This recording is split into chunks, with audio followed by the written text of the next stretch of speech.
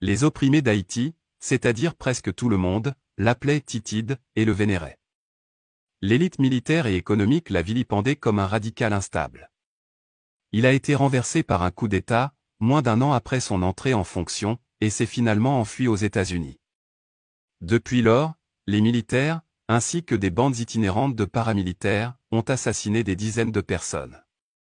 L'effusion de sang avait galvanisé la communauté internationale, et l'arrivée du navire a été saluée, comme un tournant dans les efforts visant à restaurer, à la fois un semblant de sécurité publique, et la démocratie sur l'île.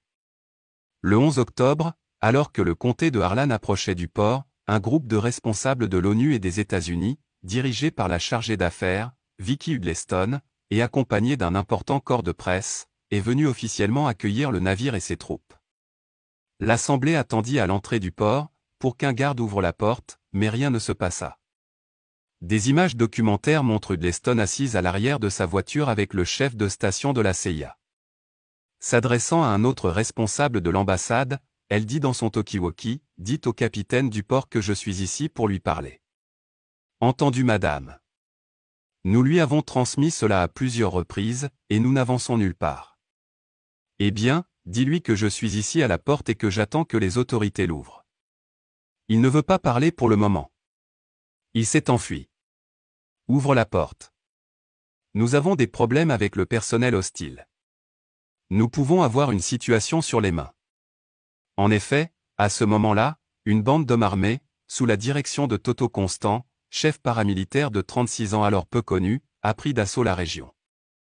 Les hommes, qui avaient déjà bloqué le quai où le comté de Harlan était censé s'amarrer, ont encerclé la voiture de Hudleston, frappant sur le capot et criant en anglais, « Tuez les Blancs, tuez les Blancs ». Il n'y en avait qu'une centaine en tout. Beaucoup d'entre eux, ventrus et en mauvaise forme, bien que certains portaient des fusils, beaucoup brandissaient des bâtons et des fourches. Mais la démonstration de force, quelques jours seulement après la mort de soldats américains en Somalie, s'est révélée terrifiante. Frappez! Frappez! Frappez-nous! Frappez-nous! Frappez-nous! Constant a réalisé une performance avisée pour les caméras de presse. Ses troupes hétéroclites ont frappé sur des tambours en peau de mouton et ont crié « Somalie, Somalie » comme s'il s'agissait d'un cri de guerre.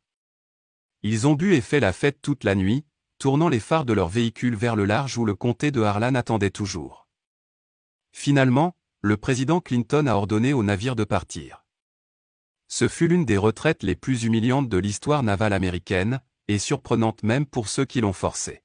« Mon peuple a continué à vouloir s'enfuir », a déclaré Constant aux journalistes par la suite. « Mais j'ai pris le pari et les ai exhortés à rester. » Puis les Américains se sont retirés. Nous avons été étonnés. Ce jour-là, c'était la soirée de présentation de Constant, et de son Front pour l'avancement et le progrès d'Haïti, plus connu sous le nom de FRAPP, qui évoque en créole, le mot frapper. Constant a dit que le nom lui était venu dans un rêve. Organisé par Constant plusieurs mois plus tôt, le FRAPP était décrit par son chef comme une organisation politique de base, un événement mystérieux, qui sortirait des masses, et remplacerait les restes du mouvement populiste d'Aristide. La littérature du parti, que Constant composait sur une vieille machine à écrire et distribuait à la presse, expliquait que le FRAPP est un mouvement populaire d'unité, où tous les secteurs sociaux sont solidement imbriqués, pour apporter une harmonie parfaite au peuple haïtien. Mais le FRAPP était un parti politique d'un genre particulier. Bien qu'il offrait gratuitement de la nourriture et de l'alcool pour attirer ses partisans, la plupart de ces milliers de partisans étaient issus des bandes armées, qui opéraient à la demande de l'armée et d'anciens membres des Tontons Macoutes, la tristement célèbre organisation paramilitaire, du nom d'un croque-mitaine qui vole des enfants dans les contes de fées haïtiens. Lors de rassemblements, les membres du FRAPP ont présenté des salutations de masse, qui semblaient conçues pour évoquer la peur. Au signal de Constant, ses partisans levaient la main gauche au-dessus de leur tête, et claquaient leur poing droit dessus, ou levaient la main droite en l'air, paume vers l'avant, à la mode nazie. Frappez! Frappez! Frappez-nous! Frappez-nous! Frappez-nous! Et bien que la littérature du FRAPP parle d'unité, Constant déclare publiquement, si Aristide revenait, il mourrait. Aristide et ses partisans sont les ennemis de ce pays. Dans ce cadre, Constant a essayé de cultiver une image de seul gentleman, dans une bande de voyous. Lors du lancement officiel du FRAPP, alors que ses hommes l'entouraient de fusils, il lâcha une poignée de colombes. Plutôt que d'enfiler un chapeau mou et des lunettes de soleil, ou un pantalon de camouflage, comme les autres paramilitaires, il apparaissait souvent dans un costume bleu soigné et une cravate. Il portait parfois une canne de bambou dans sa main droite, sur laquelle il s'appuyait en marchant. Il convenait bien au rôle du gentleman. Il avait été élevé au sein de la petite aristocratie haïtienne, avait étudié dans des universités canadiennes, et travaillé brièvement à New York, en tant que diplomate haïtien. Il parlait anglais avec seulement un léger accent, et traduisait pour la presse en espagnol, français et bien sûr en créole. N'oubliez jamais que je suis de l'establishment, aimait-il à dire. Je ne suis pas n'importe quel Joe. Je suis constant. Pourtant, il y avait quelque chose d'effrayant chez lui. Ses yeux, enfoncés profondément dans sa tête, étaient vitreux et nerveux. Des responsables et des journalistes américains ont déclaré qu'il était branché sur la cocaïne.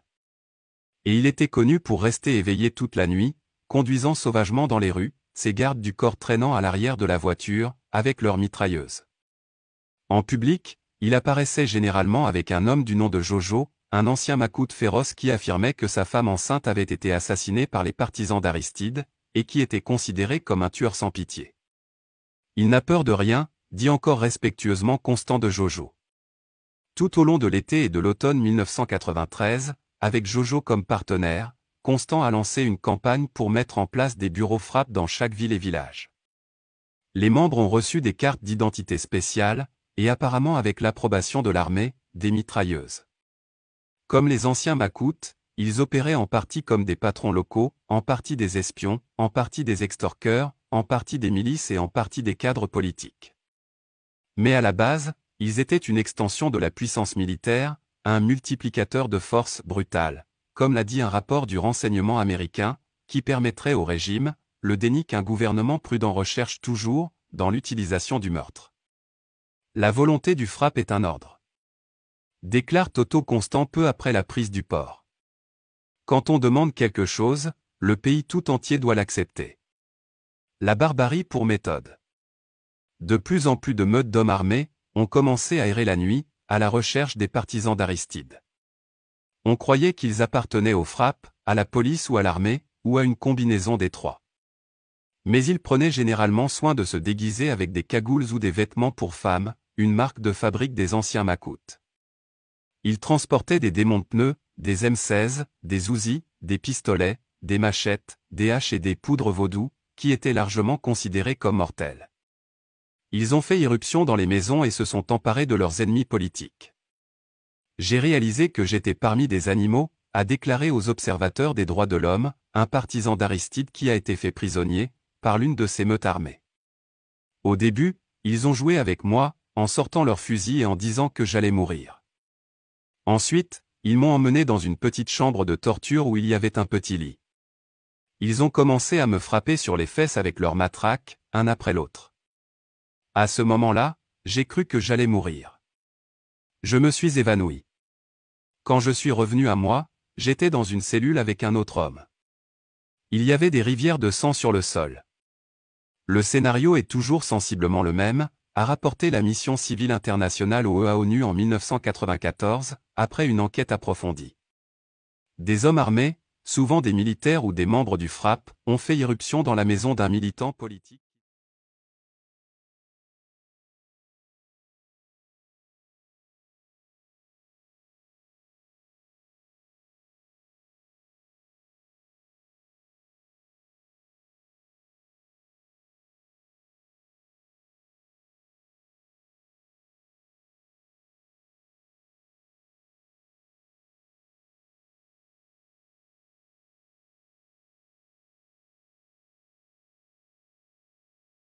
Les assaillants avaient développé une sorte d'art connu sous le nom de « scalping facial », un rituel sanglant dans lequel le visage d'une personne était épluché d'une oreille à l'autre avec une machette. C'était une façon de torturer les gens même dans l'au-delà, car, selon beaucoup, une telle mutilation empêcherait un enterrement convenable, piégeant l'esprit éternellement dans le purgatoire. Alors que les corps s'entassaient, Constant parlait. Il s'asseyait souvent sur une chaise en rotin dans la cour de la maison, qui avait appartenu à son père, un vaste manoir art déco avec piscine et fontaine, et parlait à la presse. Contrairement à d'autres chefs paramilitaires, qui sont délibérément restés dans l'ombre, Constant avait soif de couverture. Il a laissé les journalistes dormir dans son jardin. Il a coupé les haies pour leur faire plus de place et a distribué des t-shirts au nom du FRAPP. J'ai eu des tête-à-tête avec les plus grands reporters du monde, se souvient-il aujourd'hui. Je les ai tous rencontrés. À un moment donné, j'étais la personne la plus interviewée au monde. J'étais l'une des plus importantes. J'avais des journalistes japonais chez moi. C'était incroyable. Toto Constant aimait jouer le rôle d'homme d'État. Il a averti les États-Unis de ne pas intervenir, et a menacé de fermer le pays pour protester contre l'embargo mis en place après le coup d'État.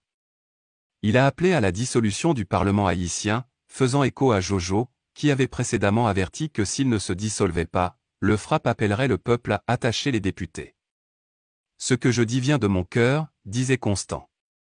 Où un leader doit savoir jouer avec l'armée, le pouvoir et le peuple. Tout en cultivant la presse, Constant a également courtisé les Oungans d'Haïti, ou prêtres vaudous, une puissante force psychologique. Maintenant nous, parce que yo dit nous que blanc envahi, nous vider la tête, pour passer. C'est l'eau mort, le monde qui mort dans cave. Oui. On est mort, c'est déjà mort. Ça a nous besoin les diables. Mais merci à moi les diables. Les diables. C'est fait tout travail. C'est bien ça nous préparer pour avion. On prépare pour avion. On détourner à côté blanc ça. Lorsqu'on l'air, nous signalons et puis nous on vient là et puis nous piquer on monte. Il s'est présenté comme l'incarnation des esprits les plus féroces. Il organisait des cérémonies publiques devant les marchés ou dans les temples, où ces hommes disposaient de petits crânes. Lors d'une cérémonie typique, il se couchait sur le sol, entouré de crânes et de feu. Puis, alors qu'il se levait des flammes, la foule scandait en créole « Toto pour le président ». Sans Toto, Haïti ne peut pas avoir de vie. Bien qu'il portait toujours un 357 Magnum, il a insisté sur le fait qu'il n'en avait plus besoin. « J'ai le pouvoir du vaudou avec moi », a-t-il déclaré. Dans la deuxième partie de notre série documentaire sur Toto Constant et le FRAPP.